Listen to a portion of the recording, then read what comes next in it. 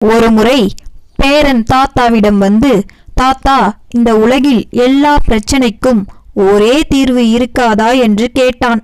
அதற்கு தாத்தா சொன்னார், கட்டாயம் தீர்வு இருக்கு. உனக்கு ஒரு கதை சொல்கிறேன் கேள். ஒரு கிராமத்தான் ஒரு குதிரை வளர்த்து வந்தான். ஒரு நாள் அந்த குதிரைக்கு உடம்பு சரியில்லாமல் போனது. கால்நடை மருத்துவரை கூட்டி வந்து வைத்தியம் பார்த்தான். குதிரை குணமானது. அன்று குதிரையை கூட்டிக் கொண்டு மலை மேல் சென்றவன் குதிரை கால் தவறி கீழே விழ குதிரைக்கு ஒரு கால் முறிந்து நடக்க முடியாமல் ஆனது. மிகவும் சிரமப்பட்டு வைத்தியம் பார்த்து குதிரையின் காலை சரி செய்தான்.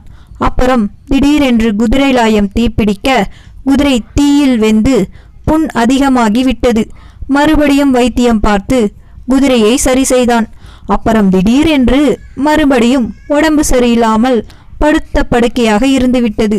விவசாயி குதிரைப்படும் பாட்டை பார்த்து அதன் வலிக்கு நிரந்தர முடிவு கொடுக்க வேண்டும் என்று நினைத்து அவன் வைத்து இருந்த துப்பாக்கியை எடுத்து குதிரையை சுட்டு சாகடித்தான் என்று கதையை சொல்லி முடித்தார்.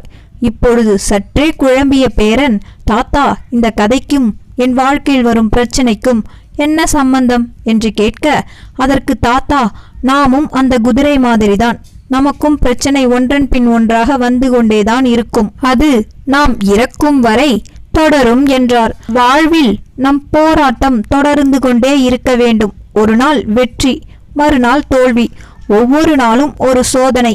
அதை கடந்துதான் செல்ல வேண்டும். பிரச்சனை வரும், அதை கடந்துதான் செல்ல வேண்டும். அது நம் மகிழ்ச்சியை கெடுத்துவிடக்கூடாது. நம் வாழ்க்கையை மகிழ்ச்சியுடன் வாழ கற்றுக்கொள்ள வேண்டும். இந்த கதை உங்களுக்கு பிடிச்சிருந்ததுன்னா மறக்காம நம்ம சேனலை சப்ஸ்கிரைப் பண்ணிக்கோங்க. தேங்க்யூ.